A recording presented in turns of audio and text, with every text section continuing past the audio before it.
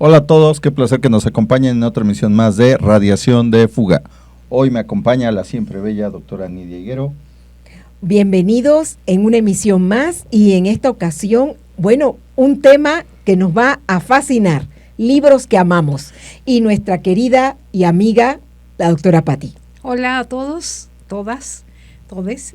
Qué bueno que nos acompañan. Es un placer, una vez más, compartir con ustedes una emisión más de Radiación de Fuga.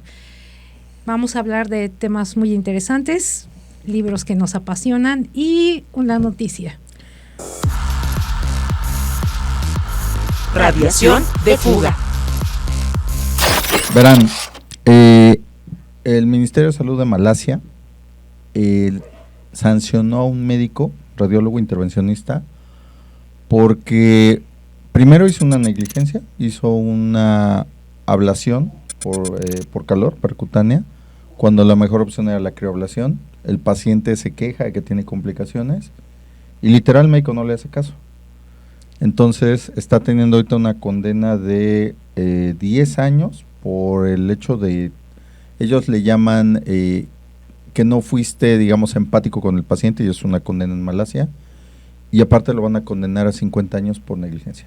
Ay, Santa María Virgen. Entonces el caso en Malasia ha sido muy comentado porque los medios médicos aseguran que eso es como que querer dar un escarmiento a las negligencias en Malasia, y que realmente no debería ser una pena tan severa, que más bien deberían de haberlo arreglado. Están poniendo un ejemplo. Sí, pero con cárcel.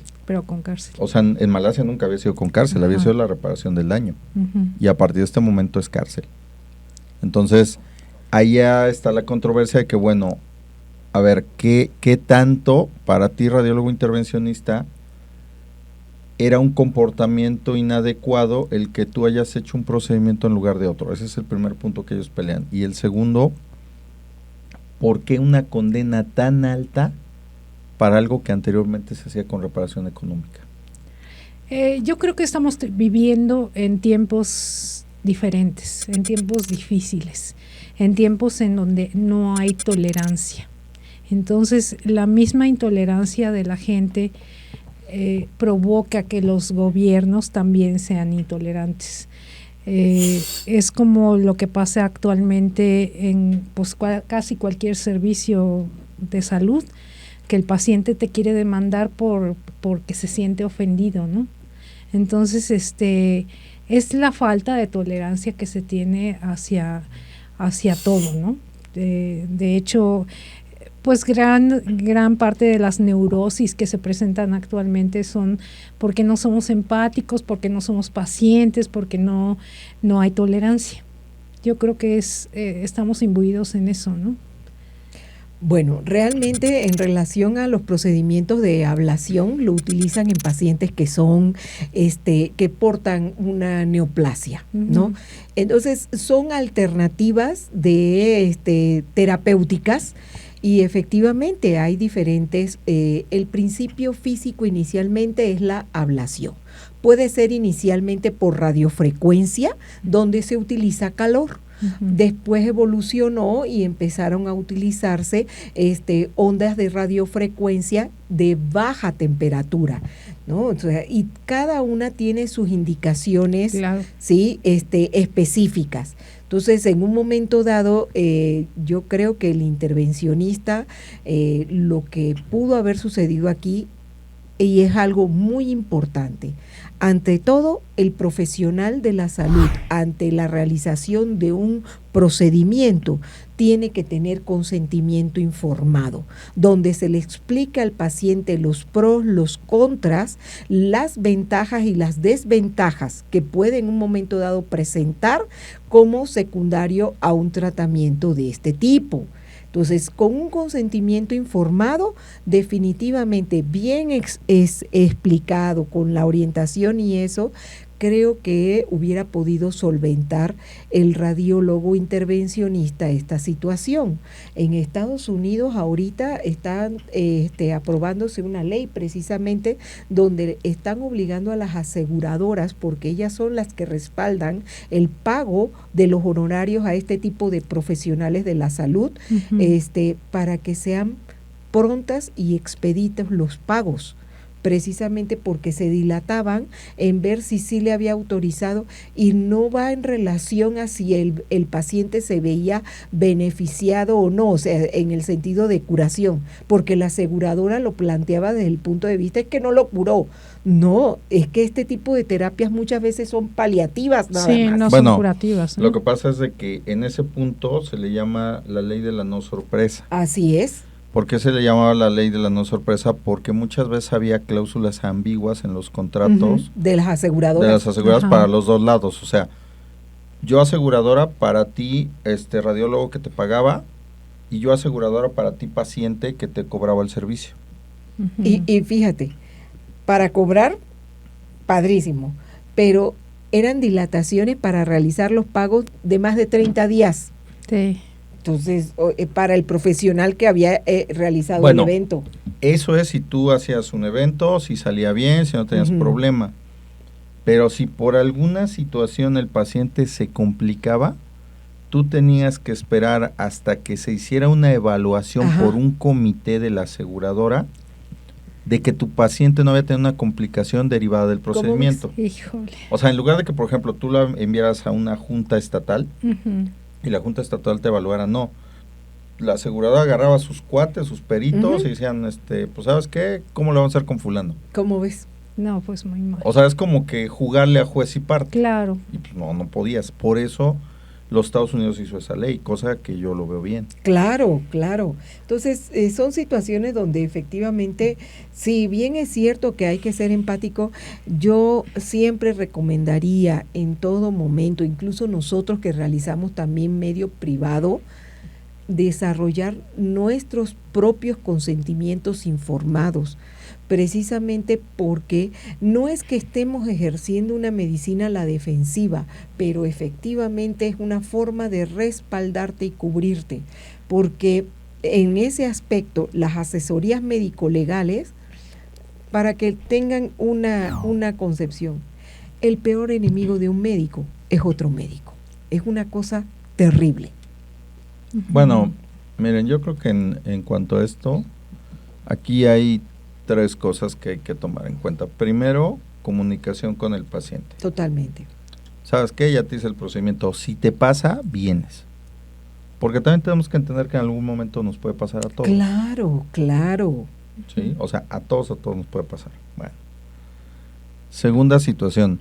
Dicen por ahí, las cuentas claras y el chocolate espeso. Como ya dijo la doctora Nidia, a ver, este es el consentimiento, esto te puede pasar, esto te puede pasar, esto te puede pasar. Y ¿sabes qué? Repítemelas. Porque yo soy medio lento y yo no entiendo. Entonces no te haya yo explicado mal.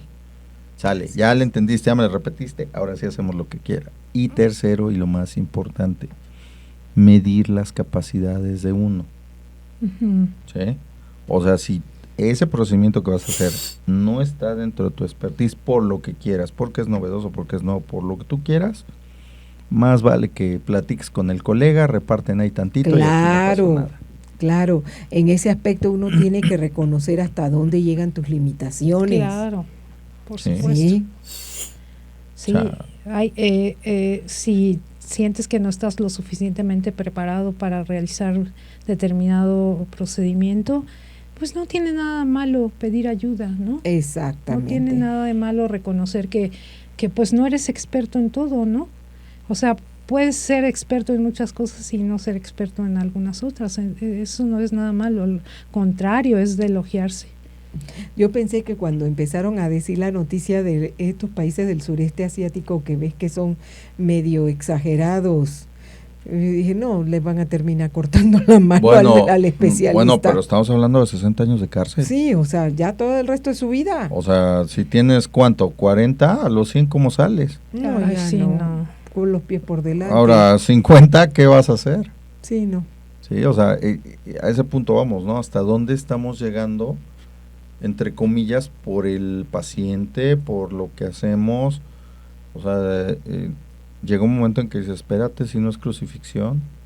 Así es, Mm. así es. Sí, entonces hay que tener cuidado también. Otro consejo por ahí, si pueden, segurito de gastos médicos mayores.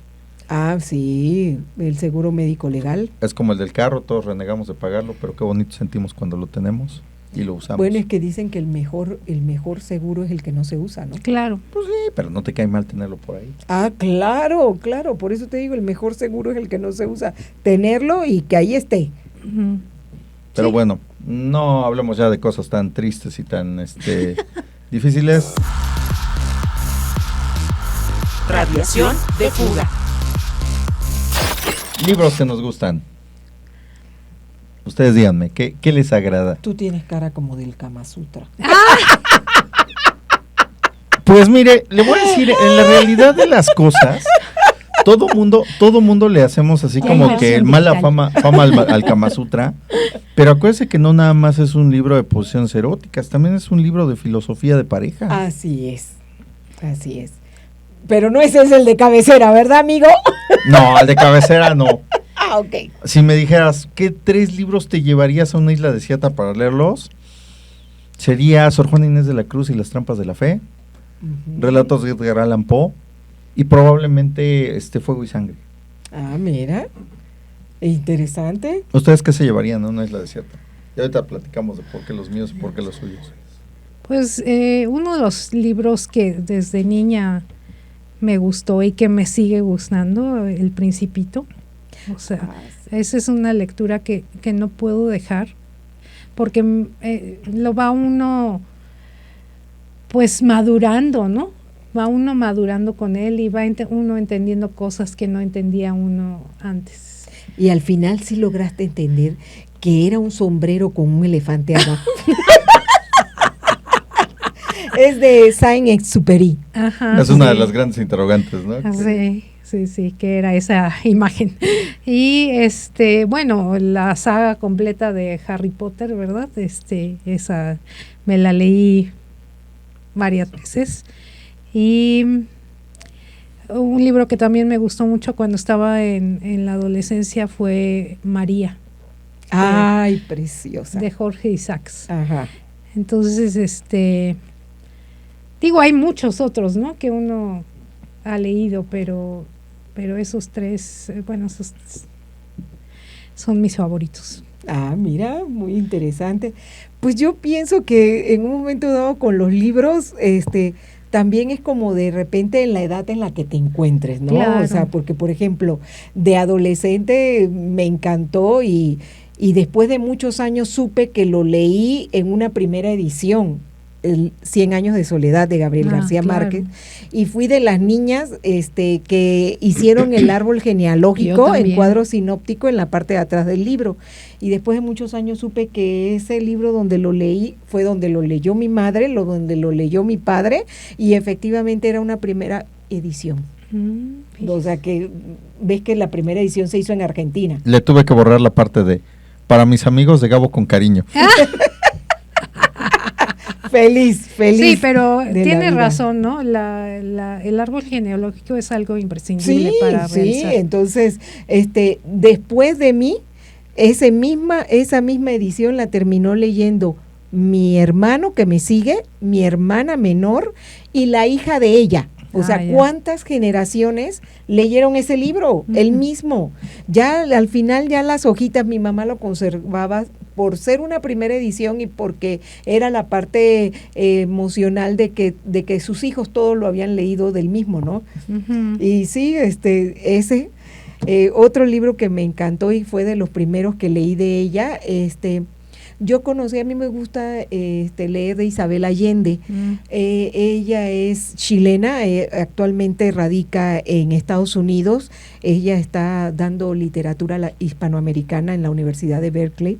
Y el libro que leí de ella, el primero, no fue La Casa de los Espíritus, que fue su primera novela, fue De Luz y de Sombra. Ujú. Y me encantó ese libro, porque fue quien me hizo que me enamorara de la literatura de ella, fue mi madre.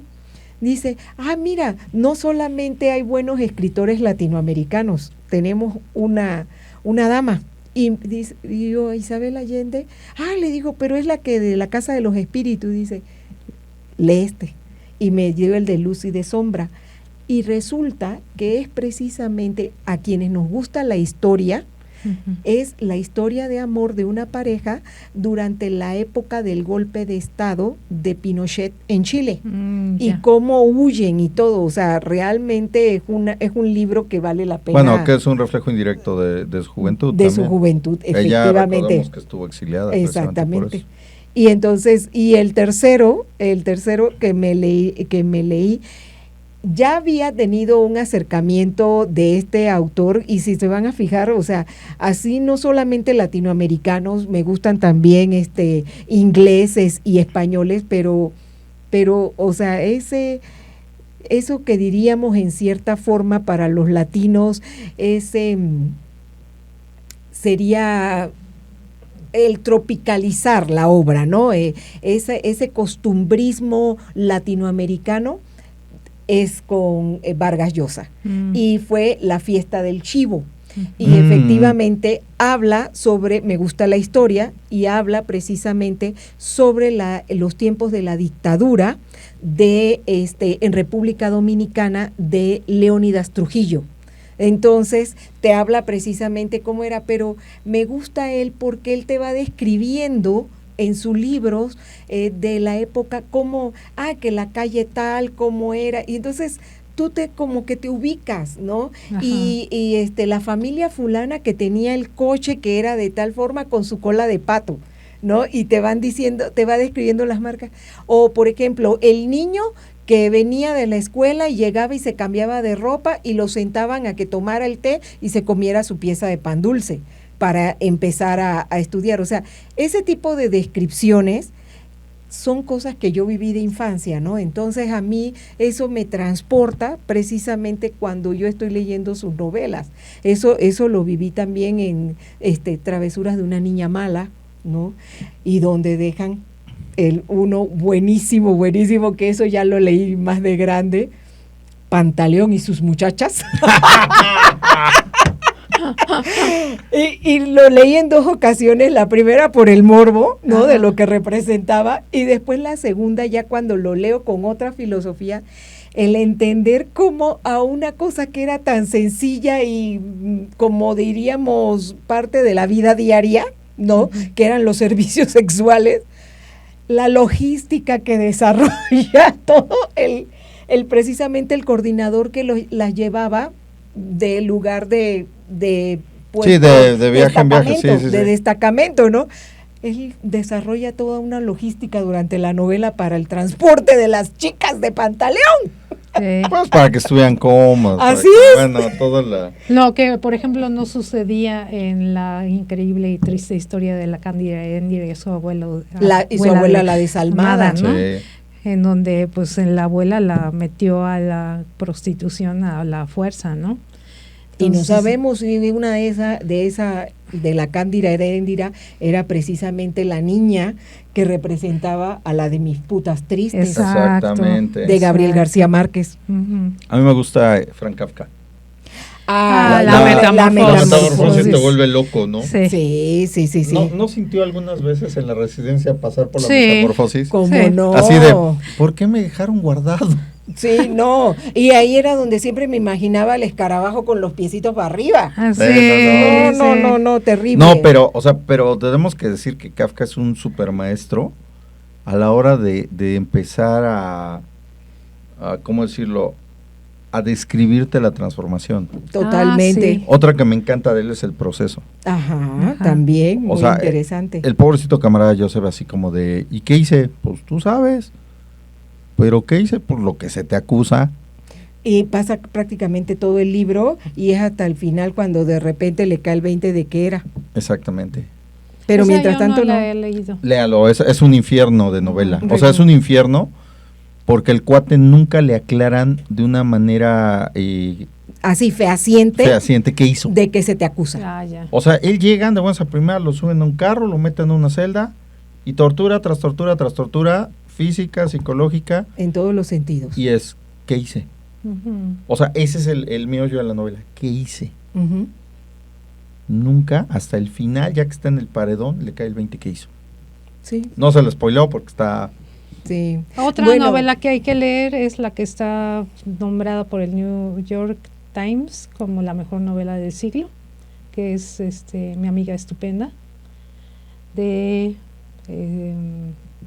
¿cómo se llama esta autora? Ay, se me fue el nombre. Bueno, Ahorita se la buscamos. Espérame. la obra, de hecho, está llevada a serie en Max, lo que era HBO, ahora Max. La bueno, serie. pero es que es un novelón. Sí, de hecho es impresionante, ¿no? O sea, la novela es impresionante y la serie Elena también. Ferrante. Elena Ferrante. Que Cuéntanos, por cierto, Elena Ferrante no existe. No, es un seudónimo. Es un seudónimo, ¿no? De una pareja de viejitos. Sí, Entonces, dato cultural, ellos nunca han dado su nombre. Exacto. ah, Entonces, mira. pero la amiga estupenda trata de la infancia de dos niñas que viven en Nápoles en los 60s y Ajá. cómo es la relación entre ellas, cómo se conocen y cómo cambia el que una tenga una pizca de más de chance de educación a lo que la otra no lo tiene. ¿A poco? Sí, Oye, es se oye interesante. Es un nada, porque en una la familia le estimula que tenga Ajá. educación y en la otra pues se quedan en el promedio italiano. Exacto. Que en Entonces, los 60 pues machista, tú ¿no? ves cómo una se va desarrollando de una manera y no dejan de tener contacto, An- amistad, pero como el hecho de tener educación la hace pensar, actuar, vivir diferente. Ah, mira qué Mire, interesante. en ¿eh? ese tono, a mí, por eso me gusta Sor Juana Inés de la Cruz y las trampas de la fe. Ujú. A mi criterio, Octavio Paz es el mejor ensayo de Sor Juana. Es una Sor Juana descarnada, es una Sor Juana humana, pero también es un retrato de cómo nos formamos como mexicanos, Ujú. Ujú. ¿sí? Me gusta en lo personal porque el personaje de Sor Juana Inés de la Cruz, y me refiero a personaje en el sentido de personalidad, o sea, no de una novelización, sino de personalidad literaria, cultural, de rebeldía, porque en su momento Sor Juana hizo mucha rebeldía, ¿cómo puede ser también llevado por un monstruo de la literatura como es Octavio Paz? Es interesante. Bueno, pero Sor Juana no estaba desprotegida, ¿no? No, Sor no, no. Juana fue educada, Tenían tenía recursos. No, claro, o sea, a ver, Sor Juana Inés de la Cruz fue dama de la virreina. Ajá. Sí, así es. O sea, y Entonces- un día llega y dice, y a la fregada, mi rey, con las monjas. Ajá. Pero aún con las monjas, le dicen, bueno, sí, pero quiero mi telescopio, y quiero mi biblioteca, y voy a escribir sí, sonetos, y sí y se lo dan. Sí, se lo dan. Yo les voy a decir, en relación a literatura mexicana, a mí me encanta, y lo he leído y releído, Juan Rulfo. Y me gusta El Llano bueno. en Llamas, Pedro Páramo, Bueno. El Gallo Giro, me encanta. O sea, no decir, y ahí estaba Pedro Páramo y dijo, me cruzaré de brazos y mataré a la comala de hambre, y así como lo nombró, lo hizo. Sí, O sea, maestro de surrealismo, ¿no? sí, así es. Y Yeah. sí me gusta. Y hablando de surrealismos y de cuestiones de más del espacio y cosas así, ¿han leído a Isaac Asimov? Claro. Ah, cómo no, claro. La que fundación sí. es básica para todo. Ajá. Sí, Sí. Ahora, ¿quieren algo más base? Pues, ¿qué sueñan las ovejas eléctricas? Ahí Así tienes es. el guión de Blade Runner, o sea, Ujú. es ¿qué sueñan, no? Sí, Blade Runner, bueno, independientemente, la primera película de Blade Runner, ¿ya la vio? Debo decirles que la vi, no sabía de esas películas, Ujú. y la vi por recomendación de los dos, y excelente, Blade Runner. Sí, es impresionante cómo pese al tiempo en el que se desarrolló, cómo las cuestiones tecnológicas son tan como modernas, ¿no? Ujú. Dices, es como también la caricatura, ¿no? De los supersónicos, que dice uno, pues ya sabían lo que iba La a pasar. robotina. No, para esas cosas, carbono modificado. ¿Han oído carbono modificado? No. Carbono modificado es un libro de ciencia ficción. Ajá. Y la cosita está así, digo, también hay una serie por ahí en una plataforma de streaming, que no le llega al libro, debo decirlo. Habla sobre un soldado, se llama Takeshi Kovacs, Takeshi Koba, que es un soldado, pero en el futuro tú tienes un chip neural que guarda tus pensamientos, tus sentimientos, todo. ¿Sale? Se llama el ánima. Entonces tú agarras, te desconectan el chip, te cambias de cuerpecito y en el futuro, dependiendo lo que tú tengas, tú te puedes comprar tu cuerpo. Esa historia yo la he escuchado en la Matrix. ¿Quién la escribió? Ahorita les digo. Sí, o sea, realmente esas cosas futuristas y eso, pero Isaac Asimov es un clásico, o sea. Claro. No, la fundación, o sea, no tienes para dónde. Y me acabo de enterar Richard que Morgan quién sabe cuántos escribe Carbono libros Modificado. son de la fundación, ¿no? O sea, hay como 8 libros alrededor. Es como Doom, o sea, Doom Ajá. tienes todos los libros del mundo. Exactamente. Bueno, eso yo no supe hasta que los escuché a ustedes platicando, que vi la primera, después vi la segunda, y que uno de ustedes hizo el comentario de que eran una colección de libros y se me ocurrió meterme al internet precisamente para buscar. Sí, son 8. Sí. Son 8.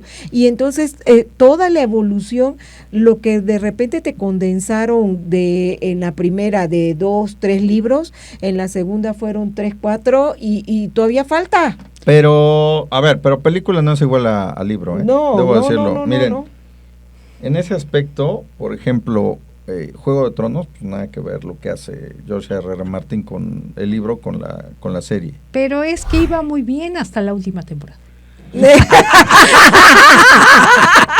No, a ver, placer culposo, expliquemos. Juego de Tronos, serie de televisión, tiene 6 temporadas. La 7 y la 8 la hicieron un par de novatos es un fanfiction, pues, o sea, Así eso. es. Así Pensemos que es un fanfiction. No, sí, no nos metamos es en que Honduras. sabes que, o sea, lo que me impresionaba de la serie en las primeras temporadas, perdón que nos cambiemos de un poco de los libros a la serie, tantos personajes, que ni te aprendías los nombres de todos los personajes. Bueno, pero es que ahí le va. Martín ya tiene experiencia con eso. Antes hizo una serie de novelas que se llama Wild Cards. La traducción sería como Cartas Salvajes. Digo un poco resumidito. Es una Norteamérica en la Segunda Guerra Mundial donde la gente empieza a desarrollar poderes. Pero no saben por qué situación los desarrollan. Entonces empieza ahí el teje-maneje de qué haces si tú tienes un super soldado y Alemania no tiene. Entonces esas son sus primeras novelas y ahí empieza a practicar mucho lo de los personajes y las historias y envolverse. Bueno, pero yo te voy a decir una cosa. Yo, por ejemplo, me entrené para poder entrar con este tipo de seguimientos así de varios libros y con tantos personajes. Está Ken Follett con Los Pilares de la Tierra, sigue El Invierno de la Tierra y es precisamente a través de la historia de 4 familias, las más poderosas del mundo, y efectivamente cómo a través de los siglos han persistido. Y entonces cada libro, tú los has visto, son tumbaburros. Pero, a ver, pregunta literaria. ¿Ustedes, a su criterio, consideran una moda el tener sagas muy largas en la literatura? O sea, estamos hablando de una tendencia de unos 10 o 20 años. ¿O consideran ustedes que tal vez estamos abusando literariamente de ese tipo de libros? Es que yo siento, o sea, sí, como que se ha vuelto moda el que hagan como que sagas, ¿no? ¿Por qué? Porque ven que la fórmula les funciona. Y les va a funcionar tiempo, ¿no? Exacto. Pero, por ejemplo, yo les voy a decir, si ustedes han leído de Noah Gordon, El médico, ¿sí? Y te sigues con los 2 que siguen, que es El chamán y La chamana de Noah Gordon, son libros que empiezan y terminan, pero sí te tienen una hilación de los 3, ¿sí? Y ese tipo de literatura así es interesante leerla, o sea, que empieza y termina. Bueno. Pero no que ahorita, por ejemplo, esta serie de sagas, estamos viendo los libros de Tolkien, ¿no? y estamos viendo cómo los están recreando, pero también entiendes, por ejemplo, Tolkien en su momento era la plena Segunda Guerra Mundial y estaba escribiendo y escribiendo y escribiendo, porque realmente pues estaban metidos en Gran Bretaña para salvarse de los bombardeos de la aviación nazi. Los mandaban a los chiquitos, los estaban mandando hacia la campiña, a los jóvenes hacia la campiña, y los que se estaban quedando eran los menos en Londres. Los combatientes. Exactamente, precisamente que les da mucho tiempo a escribir. Bueno, pero a ver, aquí es a donde viene la gran disyuntiva, porque el libro nunca va a ser igual a televisión. No porque no tengas el recurso, tú puedes tener la super serie, pero tal vez el adaptador no sea igual. Por ejemplo, Juego de Tronos. Así es. No, y pues también, por ejemplo, Harry Potter, no tiene la misma trascendencia, pero no. o sea, en la película 5 pues no pusieron ni la mitad del libro, porque todo lo que hizo Hermione con la guerra que tuvieron los elfos, eso no se ve en las películas. Fíjate. No se ve. Y es una gran parte del libro. Entonces, no, claro, la película jamás va a alcanzar al libro, ¿no? O sea, yo les hacía esta pregunta porque viene la situación. Tú tienes, vamos a suponer, tú tienes a una Rowling que se hace 5 novelas, ¿sí? Pero las 5 son impecables. Pues sí, porque de hecho hizo un mundo mágico, literal. Y le pegó, la fórmula le pegó. Pero ahora aquí tienes el otro caso, ya claro, no tengo nada contra Martin, a mí en lo particular me gusta cómo escribe Martin.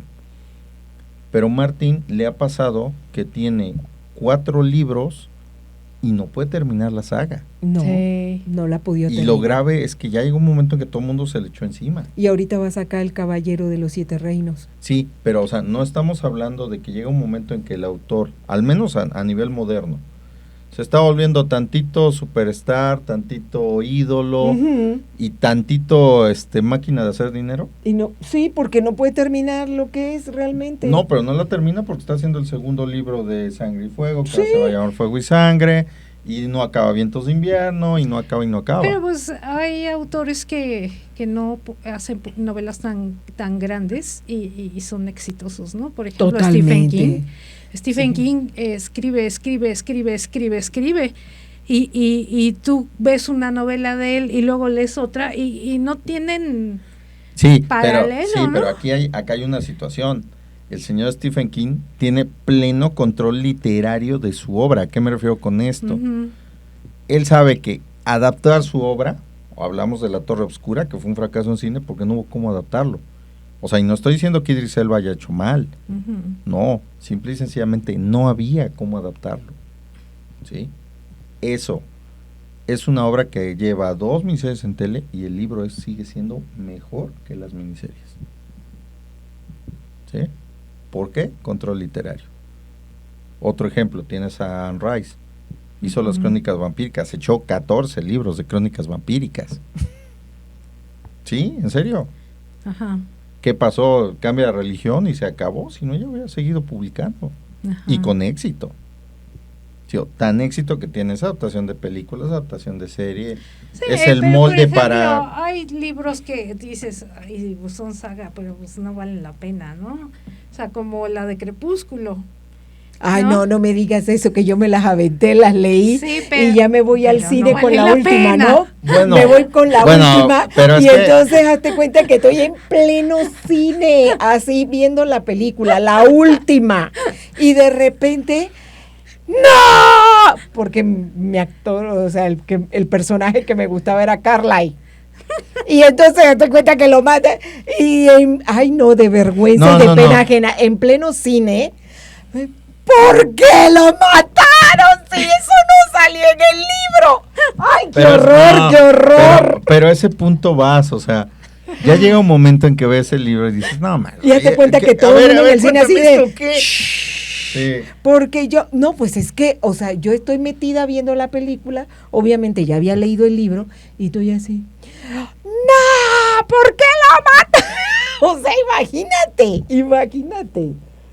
Yo spoileando a medio mundo en el cine No, del libro. pero es algo que haces. Por ejemplo, yo les decía de Fuego y Sangre. Ahorita específicamente está La Casa del Dragón. Y tú dices, ¿dónde está mi Daemon? ¿Por qué? Porque Daemon en el libro es completamente distinto. Ujú, al que están presentando. Al que están presentando. O sea, este cuate ya lo volvió en un idealista cuando Daemon tiene su propia agenda, su Ujú. propia situación y sus Literal. propias ambiciones. Así es. Eso es lo que lo hace él interesante en el libro. Exacto, Pero de que sea aquí el no. verdadero príncipe canalla. Exactamente. Y es Ay, un por personaje eso le muy rico. dice a usted así. Sí. Entonces, o sea, si se dan cuenta. El origen del nombre. No, es que a él le dicen el príncipe canalla porque es un cuate que se supone que tiene un deber real y se lo brinca. Es un personaje que tiene claroscuros. Sí. O sea, de repente Pues como la gente real. sí, de repente esperan de él una cosa y cuando menos acuerdas en pleno libro te sorprende porque tú dices, no, hombre, no, aquí se los va a echar a todos y los va a matar. Y resulta que cuando menos acuerda de repente se voltea hacia su esposa en la serie y le hace que todo mundo le jure lealtad. Sí. Y todo el mundo decía, no, o sea, aquí se agarraron de la greña. No. O sea, su final, por ejemplo, en el libro, digo, para los que sean seguidores de Martin, Ajá. se los voy a spoilear, él se harta de la guerra. Sí. Tiene una batalla con el sobrino, Ajá. porque, o sea, ellos dos saben que uno va a matar al otro, no hay vuelta de hoja. Exactamente. Pero al final se queda ambiguo, ¿por qué? Porque el sobrino se muere, pero de él nunca encuentran el cuerpo. No. Ah. Y se supone que tenía una amante que también había sido de las semillas del dragón que había podido domar a un dragón salvaje, Oh. ¿sí? Y él la manda. Realmente en el libro expresan que él sí se había enamorado de ella y la manda Afuera. como a otro país, a otro lugar, a otro reino, ¿sí? Y él la alcanza. Eso es lo que te dejan como final abierto de él. Ajá. O sea, porque nunca encuentran el cuerpo. Exacto. Encuentran el cuerpo de los dragones, encuentran Ajá. el cuerpo del sobrino, que por cierto el cuerpo del sobrino lo encuentran años después con la espada de él clavada, pero nunca En el ojo encuentran- que había perdido. En el ojo que había perdido, pero nunca encuentran el cuerpo de Daemon. Ah. Ajá. Jamás. O Jamás, sea que no jamás. se murió. La espada se llama Sangre Oscura. Ya. Hermana y oscura. Hermana Oscura. Y hazte cuenta que la espada del príncipe canalla la encuentran atravesada y en el esqueleto del dragón bajo el lago. Y a él, el cuerpo de él no lo encuentra. Y yo te voy a decir una cosa, Rafael. Leyendo el libro y eso, yo acepto por ejemplo, ese final de él me gusta que quede abierto. Me gusta sentir la sensación de que él sí se fue y hizo su vida así como en otro ámbito. Sí, pero o sea, lo interesante de ese ejercicio que hace Martín en Fuego y Sangre es que se deja un poco la novela, sí la mete, porque sí hay cosas ahí que él mete, es una crónica, es como un libro de texto de la historia de Poniente, Ujú.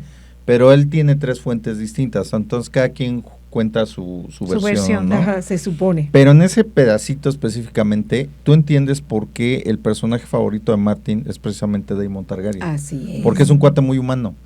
Ujú. O sea, es un cuate que vivió toda su vida compitiendo con el hermano y queriendo lo que el hermano no tiene. Ujú. Y al final, cuando el hermano se muere, pues se queda la bronca de la hija y él se queda con la hija. Pero al final se da cuenta de que no va a obtener nada de la hija. ¿No? Llega un momento en que dice, ¿saben qué? Se acabó a vivir mi Sí. vida, Dios los cuide. Ahí se Sí. ven. Sí. Sí, es interesante. Yo les voy a decir, o sea, también en ese aspecto así de libros y eso, por ejemplo, yo tuve la oportunidad de que me recomendaron un libro de un escritor español que se llama Carlos Ruiz Zafón y se llama La sombra del viento. Ujú. Y resulta que este escritor es un libro que hizo una saga. Fueron 4 libros. Después sigue El prisionero del cielo, ¿sí? Y es precisamente la historia. ¿Y sabes qué fue lo que me gustó? Que empieza a narrar La sombra del viento ahí empiezas a encontrar, por ejemplo, en Barcelona, la Barcelona de la época de la dictadura española, y la van describiendo, y por eso de repente yo le preguntaba mucho a Rafael, ¿no? Oye, y la calle del Tibidabo, y la catedral de Nuestra Señora de Santa María, ¿no? Santa María. Ajá. Y Nuestra así, Señora de la Merced. ándale, y hazte cuenta que, oye, y el trolebús, y ¿por qué? Porque hazte cuenta que habla sobre esa España, ¿no? Y esa Barcelona, el cementerio de los caídos en Montjuïc, ¿sí? Entonces, eso me gustó, y inicialmente nada más me recomendaron La sombra del viento. Después descubro que el libro seguía. Entonces voy y leo, y así me fue enganchando uno con otro. Hoy en día ya Carlos Ruiz Zafón ya falleció. Él falleció en plena pandemia, tenía 57 años, falleció de cáncer de colon. Pero me gustó tanto su forma de escribir que busqué todo lo que hubiera publicado y encontré cuentos. Él empezó a escribir desde adolescente, cuentos que ahora póstumos agarraron mucho más auge y relevancia, porque nunca se imaginó que la saga de La sombra del viento iba a ser tan exitosa como ha sido a nivel mundial. Bueno, para sagas españolas, El Capitán Alatriste, de Arturo Pérez sí, Reverte. cómo no, también. Es interesante porque habla del periodo donde el Imperio Español era lo top de lo top. O sea, habla de los tercios, de los viejos tercios, que era los tercios fueron la unidad de guerra española que le dio origen a la guerra moderna. O sea, con ellos empezó infantería, artillería, caballería. Y habla sobre el Capitán Alatriste, que es un veterano. Y habla de toda su bola de aventuras, y la gente que lo quiere, la gente que lo odia, y bueno, es todo. Son 7 libros, o sea, imagínense, ¿no? Wow. Es para entretenerse. Sí, bueno, también, por ejemplo, la Catedral del Mar. Ay, preciosa. Sí. Libras. Un librazo. Me estoy acordando de el nombre del autor. Es Ildefonso Casones, ¿no? Casones, Ajá. sí. También, digo, no sé si a ustedes les pase, pero hay novelistas que superan a su libro. Yo les decía hace un rato, los escritos, los cuentos de Edgar Allan Poe. Es misterio puro, o sea, él fue el padre del terror como lo conocemos. Y yo les decía esto porque no sé si saben cómo murió. No. Resulta que el señor un día se va a una taberna, bien vestido, con sus galas, porque lo acostumbraba. Estamos hablando del siglo XVIII. Y de buenas a primeras se pierde. Se pierde 3 días. Aparece con la ropa desgarrada, completamente fuera de sí, con una crisis nerviosa. Lo único que estaba repitiendo es que él me ha alcanzado, él me ha alcanzado, él me ha alcanzado. Lo meten en un hospital psiquiátrico pensando que pues había habido algo, lo habían drogado, qué situación. 3 días después se muere, y sus últimas palabras son: me ha encontrado. Dios apiade de mi alma. Ay, hasta hiciste que se me pusiera chinita la piel. ¿Dónde estuvo? Nadie sabe. ¿Qué pasó para que lo hayan encontrado en estado? No tienen idea. Yo creo que el ajenjo que se estaba tomando estaba, pero muy concentrado. Nadie sabe, eso o sea, es un misterio. Porque acuérdate que ahí? era una época donde se drogaban con ajenjo. Sí, pero nadie sabe qué pasaba ahí. Nadie sabe qué pasó en ese tiempo. ¿Y qué se te ocurre que pudo haber sido uno de sus propios personajes? ¿Lo alcanzó?